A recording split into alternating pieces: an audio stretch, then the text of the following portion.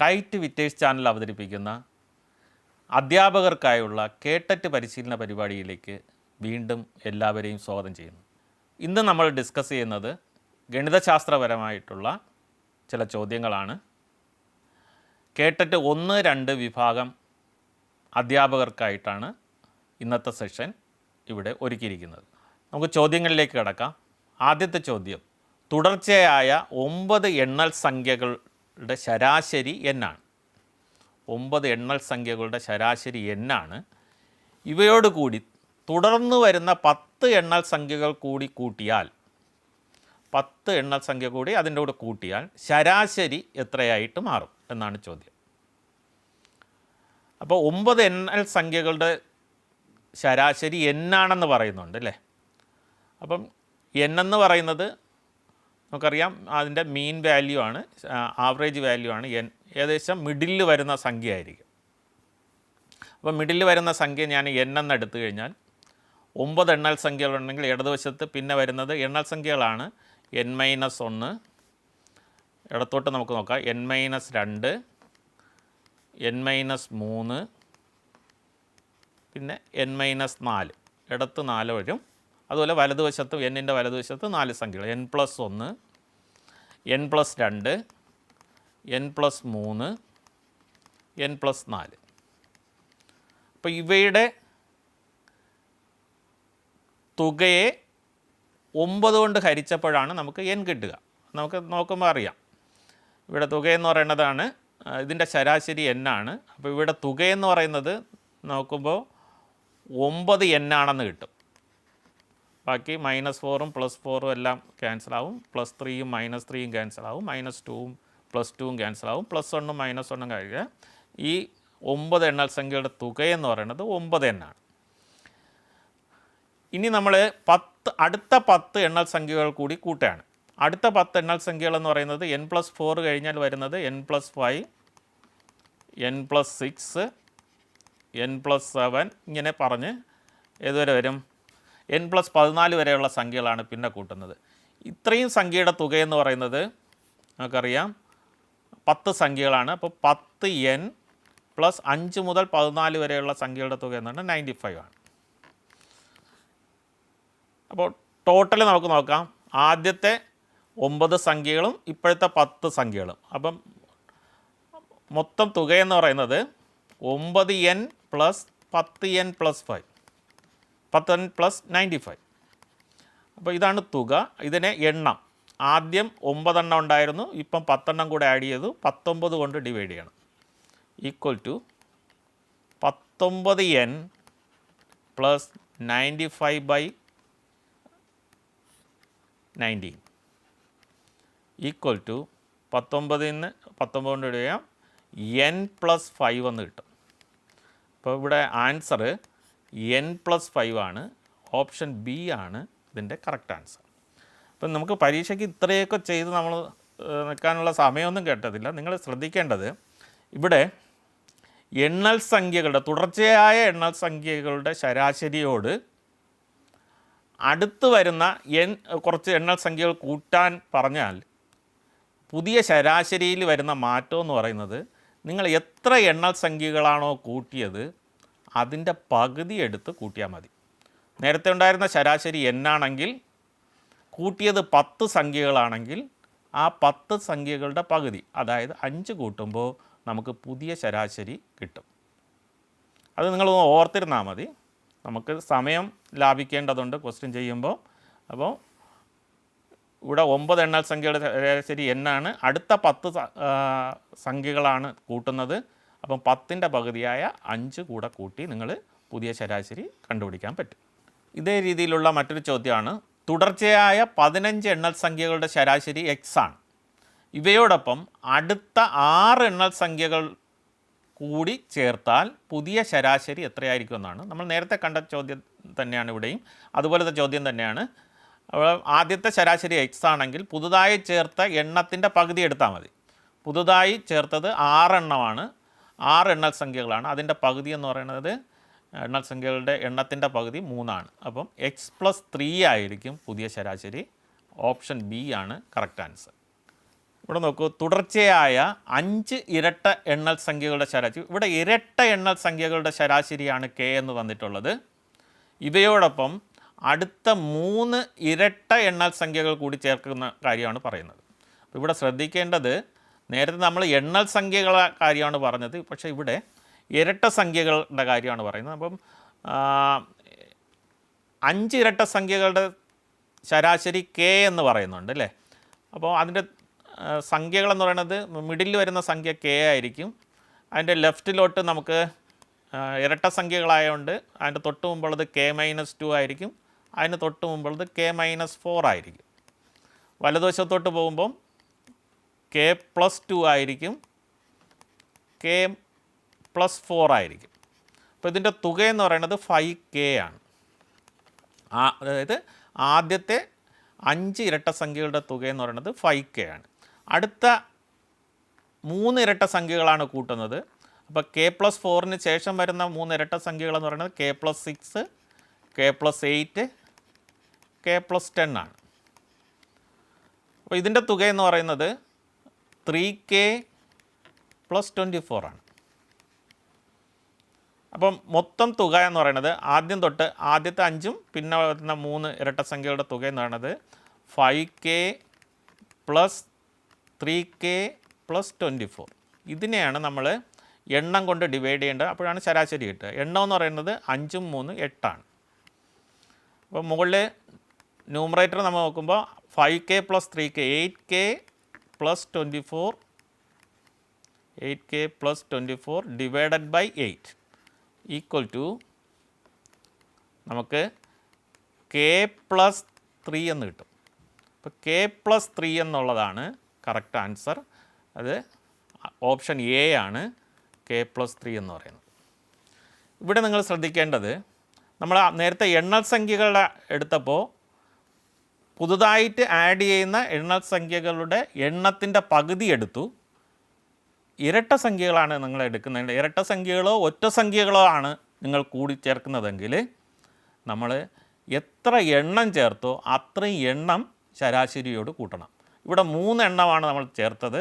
അപ്പോൾ ശരാശരി നേരത്തെ ഉണ്ടായിരുന്നത് K ആണ്. Kയുടെ കൂടെ നമ്മൾ ആ എണ്ണം പകുതിയായിട്ടല്ല ചേർക്കേണ്ടത്, മുഴുവനായിട്ട് ചേർക്കണം. ഇത് ഇരട്ട സംഖ്യകളോ ഒറ്റ സംഖ്യകളോ ആണ് നമ്മൾ കൂട്ടുന്നതെങ്കിൽ. അടുത്ത ചോദ്യത്തിലേക്ക് പോകാം. തുടർച്ചയായ 7 ഒറ്റ എണ്ണൽ സംഖ്യകളുടെ ശരാശരി M ആണ്. ഇവയോടൊപ്പം അടുത്ത 4 ഒറ്റ എണ്ണൽ സംഖ്യകൾ കൂടി ചേർത്തു എങ്കിൽ ശരാശരി എത്രയായിരിക്കുന്നു? ഇവിടെ നോക്കൂ, കഴിഞ്ഞ ചോദ്യത്തിൽ നമ്മൾ ഇരട്ട എണ്ണൽ സംഖ്യകളുടെ ഇതാണ് ചോദിച്ചത്. ഇവിടെ ഒറ്റ എണ്ണൽ സംഖ്യകളാണ്. ഇത് രണ്ട് വന്നാലും നിങ്ങൾ എത്ര ഒറ്റ എണ്ണൽ സംഖ്യകളാണോ ചേർക്കുന്നത് ആ എണ്ണം ആദ്യത്തെ ശരാശരിയോട് കൂട്ടണം. ആദ്യത്തെ ശരാശരി M ആയിരുന്നു. ഇവിടെ കൂട്ടിച്ചേർത്തത് 4 ഒറ്റ സംഖ്യകളാണ്. അപ്പോൾ എമ്മിനോട് 4 കൂട്ടണം. അതായത് M+4 ആയിരിക്കും ഇവിടുത്തെ ആൻസർ. ബി ആണ് ഓപ്ഷൻ. ഒരു രണ്ടക്ക സംഖ്യയെ മറ്റൊരു രണ്ടക്ക സംഖ്യ കൊണ്ട് ഹരിച്ചപ്പോൾ 4.125 കിട്ടി എങ്കിൽ ഉത്തരമായി കിട്ടുന്ന താഴെ പറയുന്നതിൽ ഏറ്റവും ചെറിയ ജോഡി ഏതാണ്? താഴെ പറയുന്നവയിൽ ഏറ്റവും ചെറിയ ജോഡിയാണ് നമുക്ക് കണ്ടുപിടിക്കേണ്ടത്. അപ്പോൾ 4.125നെ ഉത്തരമായി കിട്ടുന്ന ഈ രണ്ടക്ക സംഖ്യകൾ ഏതൊക്കെയാണ്? ഒരു സംഖ്യയെ മറ്റൊരു സംഖ്യ കൊണ്ട് ഹരിക്കുമ്പോൾ. അപ്പം നമുക്ക് 4.125നെ രണ്ട് സംഖ്യകളുടെ ചേർന്ന ഒരു ഫ്രാക്ഷനായിട്ട് എഴുതണമെങ്കിൽ നിങ്ങൾക്കറിയാം, ഇത് ഡെസിമലാണ്. ഇതിനൊരു ഫ്രാക്ഷൻ രൂപം ഉണ്ടായിരിക്കും, ഒരു ഭിന്ന രൂപം ഉണ്ടായിരിക്കും. അതായത് 4125 ഡിവൈഡഡ് ബൈ 1000 എന്ന് നമുക്ക് എഴുതാം. ഇതിനെ നമുക്ക് ഒന്നുകൂടെ സിംപ്ലിഫൈ ചെയ്ത് നോക്കാം. സിംപ്ലിഫൈ ആദ്യം 5 കൊണ്ട് ഡിവൈഡ് ചെയ്യാം. 8, 40, 12, 2, 25, 825 ബൈ 200 എന്ന് കിട്ടും. വീണ്ടും ഡിവൈഡ് ചെയ്യാം. ഇതിപ്പോൾ 3 അക്ക സംഖ്യകളാണ്. വീണ്ടും ഡിവൈഡ് ചെയ്യുമ്പോൾ 5 കൊണ്ട് തന്നെ ഡിവൈഡ് ചെയ്യാം. 1, 6, 5, 165 ബൈ 40 എന്ന് കിട്ടും. വീണ്ടും 5 കൊണ്ട് ഡിവൈഡ് ചെയ്ത് കഴിഞ്ഞാൽ 33 ബൈ 8 എന്ന് കിട്ടും. പക്ഷേ ഇവിടെ ഇതിപ്പം രണ്ടക്ക സംഖ്യ നമുക്ക് കിട്ടിയെങ്കിലും നമ്മൾ ഇവിടെ വരുന്ന ഓപ്ഷനിൽ ഒന്നും തന്നെ 33 8 ഇല്ല. പക്ഷേ ഇതിന് തുല്യമായിട്ട് നമുക്ക് വേണമെങ്കിൽ ഇതിനെ 2 കൊണ്ട് മുകളിൽ താഴെ മൾട്ടിപ്ലൈ ചെയ്ത് 66/16 എന്ന് എഴുതാം. ആ ഓപ്ഷൻ ഇവിടെ ഉണ്ട്. ഏതാ? 66ഉം 16. അപ്പോൾ 4.125നെ രണ്ട് രണ്ടക്ക സംഖ്യകളുടെ ഹരണഫലമായിട്ട് നമുക്ക് എഴുതാൻ പറ്റും. അപ്പോൾ ഇവിടുത്തെ ഓപ്ഷൻ ഡി ആണ് കറക്റ്റ് ആൻസർ. ഒരു പരിശീലന ചോദ്യം കൂടെ നമുക്ക് നോക്കാം. താഴെ തന്നിരിക്കുന്നതിൽ -4ന് തുല്യമല്ലാത്തത് ഏതെന്നാണ് ചോദ്യം. -4 തുല്യമല്ലാത്തത് നിങ്ങൾക്കറിയാം. -5ഉം +9. -5 +9 വ്യത്യസ്ത ചിഹ്നങ്ങളായിരുന്നു. വലുതിൽ നിന്ന് ചെറുതിനെ കുറച്ചിട്ട് വലുതിൻ്റെ ചിഹ്നം. അപ്പോൾ 9ൽ നിന്ന് 5നെ കുറച്ചാൽ 4 കിട്ടും. വലുതിൻ്റെ ചിഹ്നം പ്ലസ് ആണ്, അപ്പം +4 ആണ്. ഇതാണെങ്കിലോ -9 +5. വലുത് 9ൽ നിന്ന് 5 കുറച്ചിട്ട് വലുതിൻ്റെ ചിഹ്നം കൊടുക്കുമ്പോൾ -4 എന്ന് കിട്ടും. 5 -9 അതും -4 ഇനി -1.5യും 2.5. അപ്പോൾ ഒരേ ചിഹ്നങ്ങളാണ്, കൂട്ടിയിട്ട് അതേ ചിഹ്നം കൊടുക്കണം. 1.5യും 2.5യും കൂടെ കൂട്ടുമ്പോൾ 4, ചിഹ്നം എന്ന് പറയുന്നത് -4. അപ്പം ഇത് 3 ശരിയാണ്. അപ്പോൾ തുല്യമല്ലാത്തതെന്ന് പറയുന്നത് +4 ആണ് തുല്യമല്ലാത്തത്. അപ്പം എ ആണ് കറക്റ്റ് ആൻസർ. താഴെ കൊടുത്തിരിക്കുന്നവയിൽ പൂർണ്ണവർഗം ഏതെന്നാണ് ചോദ്യം. ഇപ്പോൾ പൂർണ്ണവർഗ സംഖ്യകളുടെ പ്രത്യേകതകൾ അറിയണം. പൂർണ്ണവർഗ സംഖ്യകളുടെ ഒറ്റയുടെ സ്ഥാനത്ത് വരാവുന്ന സംഖ്യകൾ നമുക്ക് 1 വരാം, പിന്നെ വരാവുന്നത് 4 ആണ്, പിന്നെ വരാവുന്നത് 5, 6, പിന്നെ വരുന്നത് 9 ആണ്, പിന്നെ 0 വരും. അപ്പോൾ ഈ ഇത്രയും സംഖ്യകൾ മാത്രമേ പൂർണ്ണവർഗ സംഖ്യകളുടെ ഒറ്റയുടെ സ്ഥാനത്ത് വരാൻ സാധ്യതയുള്ളൂ. അപ്പോൾ ഇവിടെ അങ്ങനെ വരുന്ന സംഖ്യകളിൽ ഇത് വരാം, ഇത് എടുക്കാം, ഇതിനെ നമുക്ക് ആദ്യമേ ഒഴിവാക്കാം. ഇത് രണ്ടും പൂർണ്ണവർഗങ്ങൾ അല്ല. കാരണം അവയുടെ ഒറ്റയുടെ സ്ഥാനത്ത് വരുന്നത് 2ഉം 3ഉം ആണ്. അപ്പോൾ 2ഉം 3ഉം ഒറ്റയുടെ സ്ഥാനത്ത് വരുന്ന പൂർണ്ണവർഗ സംഖ്യകൾ ഇല്ല. അപ്പോൾ ഇനി ഇത് രണ്ടും നോക്കിയാൽ മതി. ഇത് രണ്ടും നോക്കുമ്പോൾ വർഗസംഖ്യകളിൽ എപ്പോഴും 0 വരുന്നത് ഇരട്ട സംഖ്യകളുടെ പൂജ്യങ്ങളുടെ എണ്ണം ഇരട്ട സംഖ്യയായിരിക്കും. ഇവിടെ 3 പൂജ്യങ്ങളെ വരുന്നുള്ളൂ. അത് 4 0 വന്നാൽ നമുക്കത് പരിശോധിക്കാവുന്നതാണ്. പക്ഷേ 3 0 വരുന്നത് കൊണ്ട് തന്നെ ഇത് വർഗസംഖ്യ അല്ല എന്ന് നമുക്ക് എപ്പോഴും പൂജ്യങ്ങളുടെ എണ്ണം ഇരട്ട സംഖ്യയായിരിക്കും. ഇനി ഇത് വരാം. പിന്നെ ഉള്ള ഒരേ ഒരു ഓപ്ഷൻ എന്ന് പറയുന്നത് ബി ആണ്. അപ്പോൾ പൂർണ്ണവർഗ സംഖ്യ ഏതായിരിക്കും? ബി ആയിരിക്കും പൂർണ്ണവർഗ സംഖ്യ. അടുത്ത ചോദ്യത്തിലേക്ക് പോകാം. ഈ ചോദ്യം ശ്രദ്ധിക്കൂ. 6² × 3² × 4 ആണ്. ഇതിന് എത്ര ഘടകങ്ങളുണ്ട് എന്നാണ് ചോദ്യം. അപ്പോൾ 4ൻ്റെ പവർ എന്ന് പറയുന്നത് 1 ആണെന്ന് നിങ്ങൾക്കറിയാം. ഇതിൻ്റെ ഘടകങ്ങൾ കണ്ടുപിടിക്കാനുള്ള എളുപ്പമാർഗം എന്ന് പറയുന്നത് ഇതിൻ്റെ ഓരോന്നിൻ്റെ പവറിനോട് 1 കൂട്ടിയിട്ട് അത് മൾട്ടിപ്ലൈ ചെയ്താൽ മതി. ഇതിൻ്റെ തിയറി പറഞ്ഞു കഴിഞ്ഞാൽ കുറച്ചുണ്ട്, അതുകൊണ്ട് ഞാൻ അതിലേക്ക് കടക്കുന്നില്ല. എളുപ്പമെന്ന് പറയുന്നത് ഇപ്പം ആദ്യത്തതിൻ്റെ പവർ 2 ആണ്. അപ്പോൾ 2നോട് 1 കൂട്ടണം. അപ്പോൾ 2 + 1. അടുത്തത് 2 ആണ്, അതും നോടും 1 കൂട്ടണം, 2 + 1. അടുത്തതിൻ്റെ പവർ 1 ആണ്, അതിനോടും 1 കൂട്ടുക, 1 + 1. അപ്പോൾ ഇത് 3 × 3 × 2 എന്ന് കിട്ടും. 9 × 2 18 എന്നുള്ളതാണ് ഇതിൻ്റെ ആൻസർ. ഇതിൻ്റെ ഒരു സംഖ്യയെ നമുക്ക് n എന്ന് പറയുന്ന സംഖ്യയെ P1⁴A1 എന്നും P2⁴A2 എന്ന് നമുക്ക് എഴുതാൻ പറ്റിയാൽ, അതായത് P1ൻ്റെയും P2ൻ്റെയും ഘടകങ്ങളാക്കി നമുക്ക് എഴുതാൻ പറ്റും. ആകെ എത്ര ഘടകങ്ങളുണ്ടെന്ന് എഴുതണമെങ്കിൽ നമ്മൾ എന്ത് ചെയ്താൽ മതി? എണ്ണം കണ്ടുപിടിക്കാൻ A1 + 1 × A2 + 1 എത്രയെന്ന് കണ്ടുപിടിച്ചാൽ മതി. അത്രയും ഘടകങ്ങളുടെ എണ്ണമുണ്ട്. അതാണ് ഇവിടെ പറയുന്നത്. ഒരു സംഖ്യയെ n = P1⁴A1 × P2⁴A2 എന്ന രൂപത്തിൽ എഴുതിയാൽ ഘടകങ്ങളുടെ എണ്ണം എന്ന് പറയുന്നത് അവയുടെ പവറുകളോട് 1 കൂട്ടുന്നു. A1 + 1 × A2 + 1 ആയിരിക്കും. അങ്ങനെയാണെങ്കിൽ 10⁻³ × 5⁻² എന്ന് പറയുന്നത് 3ൻ്റെ പവർ 3നോട് 1 കൂട്ടുക 4 × 2നോട് 1 കൂട്ടുക 3 12 ആയിരിക്കും. ഇവിടെയോ 15⁻² × 6⁻² എന്ന് പറയുന്നത് 3 × 3 ആയിരിക്കും, 9 ആയിരിക്കും ഘടകങ്ങളുടെ എണ്ണം. 2⁻4 × 3⁻3 × 5⁻1 എന്ന് പറയുന്നത് 5 × 4 × 2 ആയിരിക്കും, 40 ഘടകങ്ങളുണ്ടായിരിക്കും. അടുത്ത ചോദ്യം നോക്കൂ. 11 മീറ്റർ നീളമുള്ള ഒരു കയറിനെ 1.75 മീറ്റർ നീളമുള്ള കഷ്ണങ്ങളാക്കുന്നു. അവസാനം മിച്ചം വരുന്ന കഷ്ണത്തിൻ്റെ നീളം എത്ര എന്നാണ് ചോദ്യം.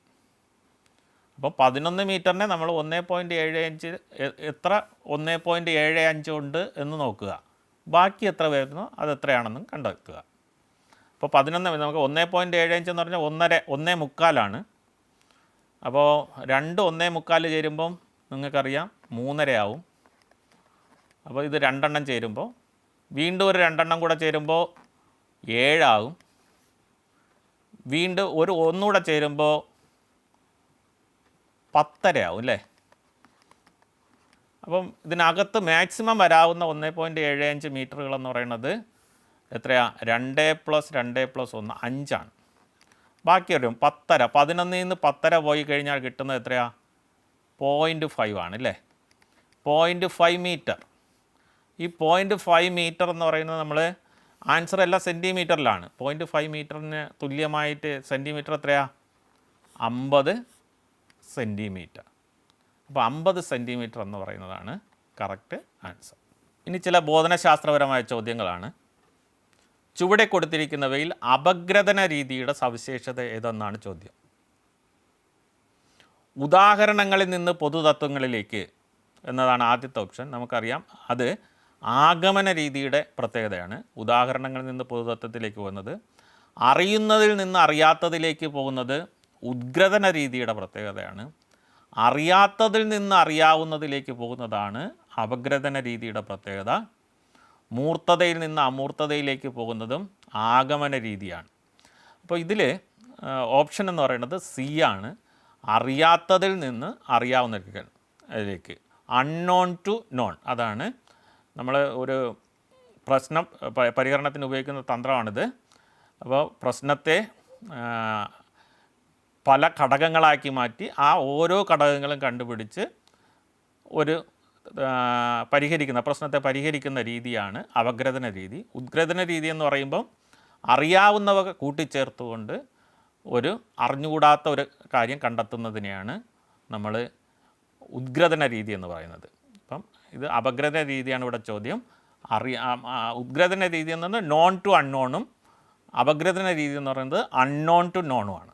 അതാണ് ഇവിടെ പറയുന്നത്. അപഗ്രഥന രീതി എന്ന് ഒരു പ്രശ്നത്തെയോ ആശയത്തെയോ ചെറിയ ഭാഗങ്ങളായി വിഭജിച്ച് പഠിക്കുന്ന രീതിയാണ് അറിയാത്ത കാര്യങ്ങളിൽ നിന്ന് അറിയുന്ന കാര്യത്തിലേക്ക് നീങ്ങുന്ന രീതി. ഉദ്ഗ്രഥന രീതി എന്ന് പറഞ്ഞാൽ സിന്തറ്റിക് മെത്തേഡ് ചെറിയ ഭാഗങ്ങളെ കൂട്ടിയിണക്കി, അറിയാവുന്ന ചെറിയ ഭാഗങ്ങളെ കൂട്ടിയിണക്കി ഒരു പൂർണ്ണരൂപം കണ്ടെത്തുന്ന രീതിയാണ് അറിയുന്ന കാര്യങ്ങളിൽ നിന്ന് പുതിയ അറിവിലേക്ക് ഇത് മാറും. ജാമതീയ പഠനവുമായി ബന്ധപ്പെട്ട് വാൻ ഹെയ്ലി അവതരിപ്പിച്ച ഘട്ടങ്ങളിൽ ആദ്യത്തത് ഏതെന്നാണ് ചോദ്യം. അതിൽ വന്നത് വിശകലനം, വേർതിരിച്ചെടുക്കൽ, ദൃശ്യവൽക്കരണം, ഉദ്ഗ്രഥനം എന്നിവയാണ്. ജാമതീയ പഠനത്തിൽ ആദ്യം വേണ്ടതായിട്ട് വാൻ ഹെയ്ലി പറയുന്ന ഘട്ടങ്ങൾ ഞാൻ പറയാം. ഇതിൽ ഓപ്ഷനിൽ വരുന്നത് ദൃശ്യവൽക്കരണമാണ് ആദ്യത്തേത്. ഇനി നമ്മൾ വാൻ ഹെയ്ലിയുടെ ജാമതീയ പഠനത്തിൻ്റെ വിവിധ ഘട്ടങ്ങൾ ഏതാണെന്ന് ഒന്ന് നോക്കാം. 5 ഘട്ടങ്ങളിലൂടെയാണ് ജാമതീയ പഠനം നടക്കുന്നതെന്നാണ് വാൻ ഹെയ്ലി പറയുന്നത്. ആദ്യത്തെ ഘട്ടം ദൃശ്യവൽക്കരണമായിരിക്കണം, പിന്നീട് അതിൻ്റെ വിശകലനം, പിന്നെ അനൗദ്യോഗിക നിഗമനം, ഔദ്യോഗിക നിഗമനം, പിന്നെ ദൃഢത. ഇതാണ് 5 ഘട്ടങ്ങളായിട്ട് ജാമതീയ പഠനത്തെക്കുറിച്ച് വാൻ ഹെയ്ലി അവതരിപ്പിച്ചത്. താഴെ തന്നിരിക്കുന്നവയിൽ ഗണിതവുമായി ബന്ധപ്പെട്ട പ്രക്രിയാശേഷി അല്ലാത്തത് ഏതാണ്? ഗണിത പ്രക്രിയ ശേഷി അല്ലാത്തത് നിരീക്ഷിക്കൽ, താൽപ്പര്യം പ്രകടിപ്പിക്കൽ, പട്ടികപ്പെടുത്തൽ, സാമാന്യവൽക്കരിക്കൽ. ഇതിൽ നിരീക്ഷിക്കൽ, പട്ടികപ്പെടുത്തൽ, സാമാന്യവൽക്കരിക്കൽ ഇത് മൂന്നും ഗണിത പ്രക്രിയാശേഷികളിൽ വരുന്നതാണ്. താല്പര്യം പ്രകടിപ്പിക്കൽ എന്ന ആപ്റ്റിറ്റ്യൂഡാണ്, അത് ശേഷികളിൽ വരുന്നത് അല്ല. നിരീക്ഷിക്കലും പട്ടികപ്പെടുത്തലും സാമാന്യവൽക്കരിക്കലും പ്രക്രിയാശേഷി. അപ്പോൾ ഇവിടുത്തെ അല്ലാത്തത് ഏതെന്നാണ് ചോദ്യം. അപ്പം ബി ആണ് ഓപ്ഷൻ. താല്പര്യം പ്രകടിപ്പിക്കൽ പ്രക്രിയാശേഷി അല്ല. യൂക്ലിഡിൻ്റെ പ്രശസ്തമായ ഗ്രന്ഥം ഏതെന്നാണ് ചോദ്യം. എലമെൻസ് ആണ് യൂക്ലിഡിൻ്റെ പ്രസിദ്ധമായ ഗ്രന്ഥം. അതിൽ പറയുന്ന മറ്റ് ഓപ്ഷനുകൾ ഏതൊക്കെയാണെന്നും കൂടെ നമുക്കൊന്ന് നോക്കാം. പ്രിൻസിപ്പിയ മാത്തമാറ്റിക്സ് ഐസക് ന്യൂട്ടനാണ് എഴുതിയിട്ടുള്ളത്. അനന്തതയെ അറിഞ്ഞ മനുഷ്യൻ, the man who knew infinity, Robert കാനികലാണ് അത് എഴുതിയിട്ടുള്ളത്. അത് നമ്മുടെ രാമാനുജനെക്കുറിച്ചുള്ളൊരു പുസ്തകമാണ്, അനന്തതയെ അറിഞ്ഞ മനുഷ്യൻ എന്ന് പറയുന്നത്. ലീലാവതി എഴുതിയിട്ടുള്ളത് ഭാസ്കരാചാര്യരാണ്. ഇന്നത്തെ ഈ സെഷൻ ഇവിടെ അവസാനിക്കുകയാണ്. അടുത്ത സെഷനുമായി നമുക്ക് വീണ്ടും കാണാം. നന്ദി, നമസ്കാരം.